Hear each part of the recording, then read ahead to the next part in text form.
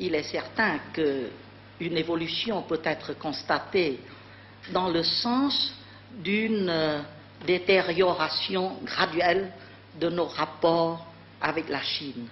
De 1955 à 1965, celle-ci nous témoigne un respect absolu.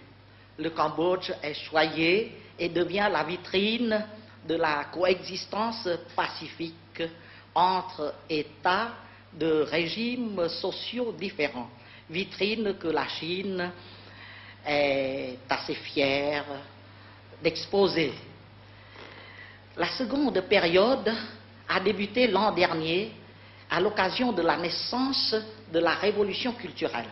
La Chine inonde le Cambodge de propagande et d'activités subversives, croyant le fruit mûr et bon à croquer. Malheureusement pour elle, le fruit cambodgien est loin d'être mûr pour le communisme, fût-il asiatique. Naturellement, je n'ai jamais eu d'illusion sur la nature profonde du communisme.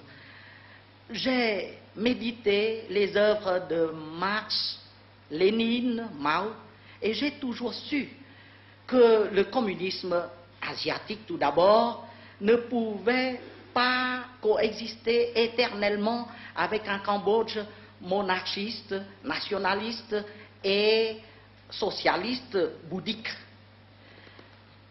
Mais je l'avoue, j'ai commis une erreur d'appréciation. Je croyais que la Chine laisserait tranquille le Cambodge de Sihanouk jusqu'au retrait des Américains.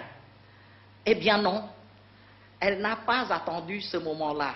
Et je dois la remercier de s'en prendre trop tôt à mon régime, à notre régime national, alors qu'il est encore très fort, très sûr du soutien populaire, très capable de s'opposer à la maoïsation du Cambodge.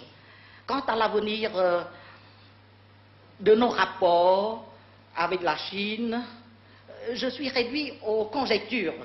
Si ce pays s'aperçoit qu'il a mal manœuvré et fait marche arrière, alors nous pourrons redevenir de bons amis. Mais si Pékin continue ses efforts pour nous communiser, nous satelliser, nous siniser, alors nous romprons avec la Chine comme nous l'avons fait avec les États-Unis d'Amérique. Nous nous révoltons contre ces spéculations insultantes. Nous nous révoltons également quand on écrit avec mépris que si nous avons osé nous écarter de la Chine, c'est parce que nous étions assurés de la protection soviétique. Mon Cambodge est trop fier de son indépendance pour accepter la protection de l'étranger. Le cas de la Chine, le cas des États-Unis sont pour nous des cas à part que nous traitons séparément selon la règle de la réciprocité, sans aucun calcul, sans chercher à réaliser de fragiles équilibres.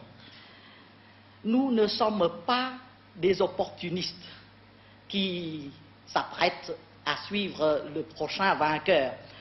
Quant à l'Union soviétique, elle se garde bien de nous souffler le moindre conseil politique. Elle sait en effet que nous n'acceptons ni remarques, ni conseils, ni à plus forte raison remontrances.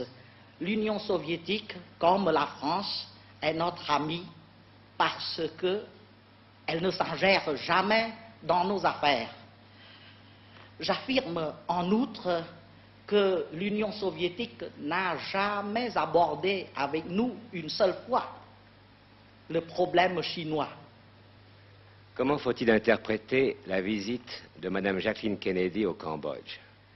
Comme une visite amicale qui nous honore beaucoup et qui ne comporte aucune arrière-pensée politique.